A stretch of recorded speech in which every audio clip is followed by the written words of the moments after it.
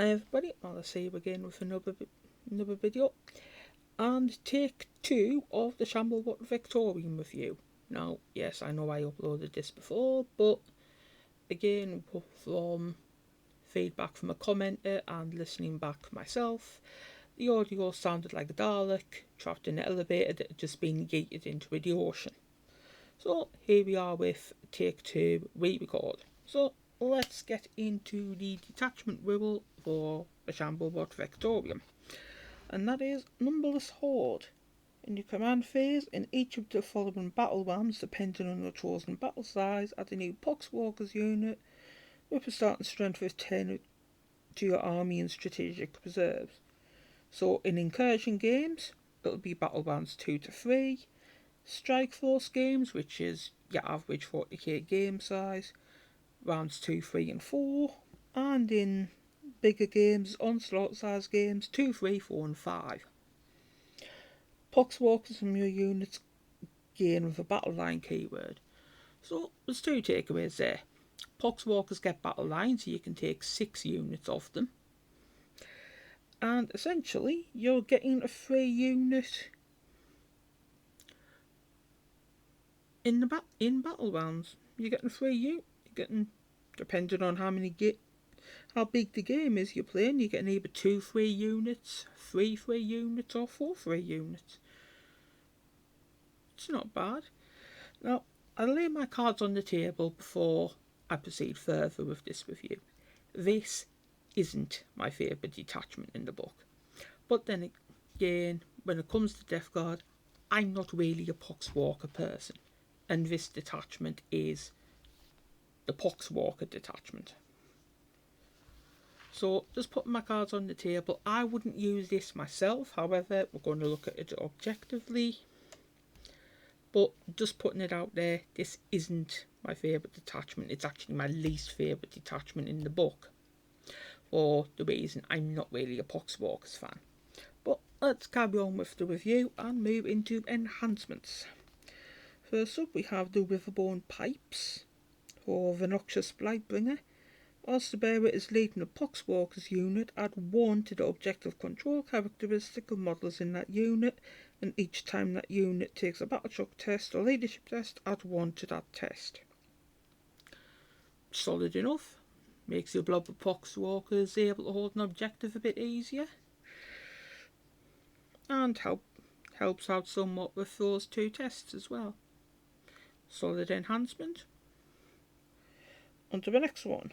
Lord of the Walking Pox. Now this is Death Guard model only. If the bearer is leading a Poxwalker unit and is in strategic reserves for the purposes of setting up that unit on the battle, treat that current battle round as the 3rd battle round. So,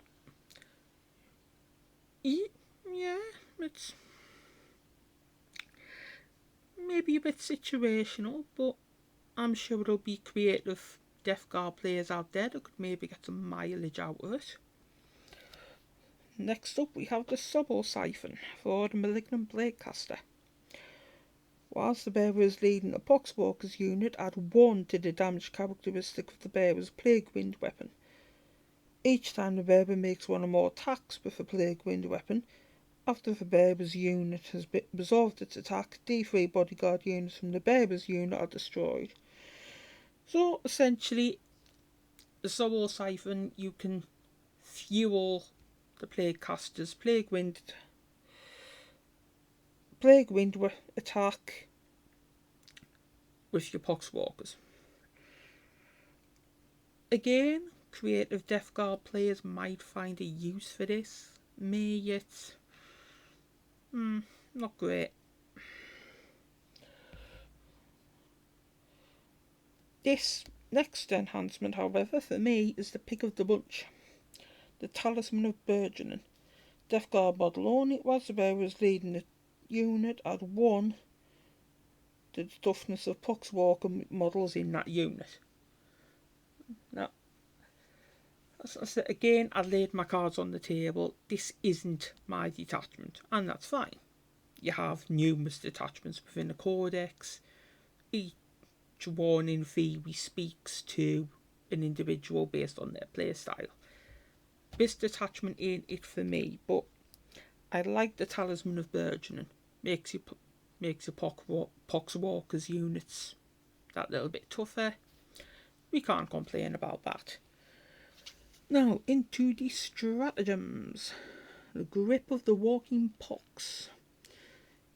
Use in the fight phase just after an enemy unit is selected as targets. And use on a Poxwalker unit from your army that was selected as the target of one or more of the attacking unit's attacks. After the attacking unit is fought, roll 1d6 for each model from your unit that was destroyed as a result of these attacks. On a 6, the attacking unit suffers 1 mortal wound.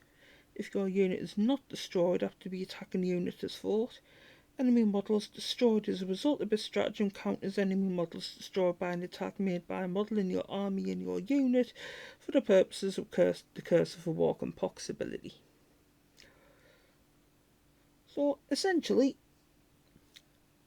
if you get lucky with rolling your 6s, you can trade your Poxwalker's life to hurt their opponents, and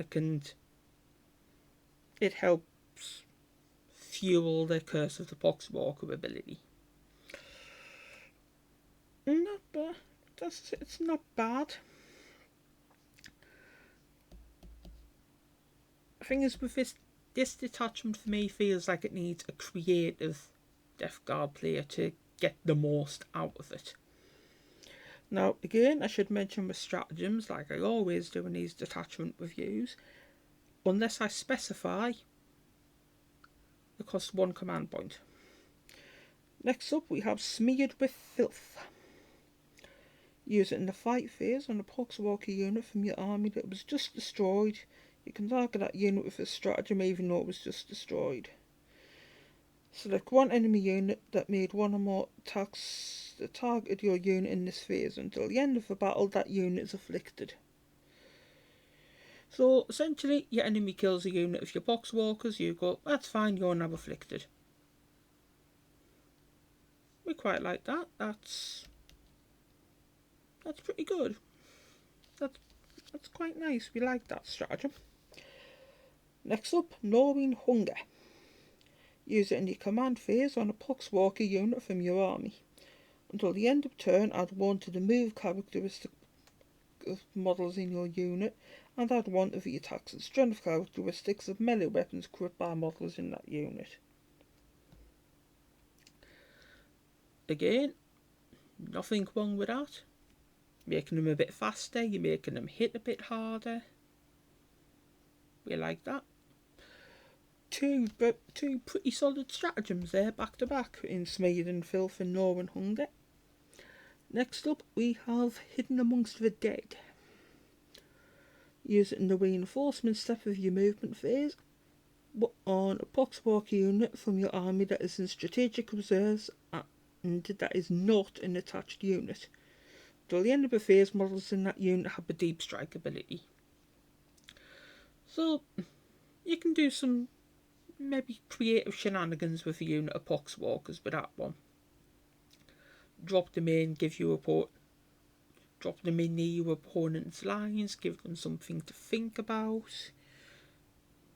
Maybe just use them as a speed bump for a turn to disrupt your opponent's plans. There's utility in that one. Like I said, again, this detachment to me gives the impression you need to be quite a creative Death Guard player to get the best out of it, especially with it being so heavily themed around one unit in the Poxwalkers. And next stratagem, Shock and Horror. Use it in your charge phase just after a Death Guard unit from your army ends a charge move, and your target said Death Guard unit. Each enemy with an engagement range of your unit must take a battle shock test, subtracting 1 from that test. How effective this is depends entirely on the faction your opponent's playing. Because there's some that struggle if you force them to take impromptu battle shock tests, or battle shock tests in general. There's others that are like, okay, it's not our favourite thing in the world, but we can handle it. And then you have the elites that just go, really? Really? Bit of a situational one. If you can pull it off, potentially very nice. But for me, depends entirely on which faction your opponent's playing. And finally, we have the Shambling Wall. Use it in your opponent's shooting phase just after an enemy unit has selected its target. On a Death Guard unit from your army that was selected as a target for one or more of the attacking unit's attacks, and one friendly Poxwalker unit within 3 of your unit and visible to both your unit and the attacking unit. I think you can see where this is going, but until the end of the phase, each time you would allocate an attack to a model in your Death Guard unit, if your Poxwalker unit is visible to the attacking model and is an eligible target for that attack, no saving throw is made for that attack and set a number of Poxwalkers from your Poxwalker unit equal to the damage characteristic attack is destroyed. So essentially, in less wordy terms, you can use a unit of Poxwalkers as living shields for one of your more choice Death Guard units, be it Plague Marines, be it Blight Lords, be it Death Shrouds. As long as there's a unit of Poxwalkers nearby, but the attacking unit can also hit, yeah, you can just use the Poxwalkers as a blade of armour. That's nice. That's decent and very fitting for the Death Guard. Very fitting indeed. And that comes to the end of the Shamblerot Vectorium. Now, again, like I said, cards on the table. This isn't a detachment for me if I played Death Guard. I'm not a Poxwalkers fan, and you need a lot of Poxwalkers for this detachment to truly sing. I think in some cases as well, it's definitely going to reward the creative Death Guard player who also happens to like a lot of Poxwalkers. But that's just my humble opinion on it. So what do you guys think? As always, let me know in the comments, and until the next one, I shall catch you guys later. Bye.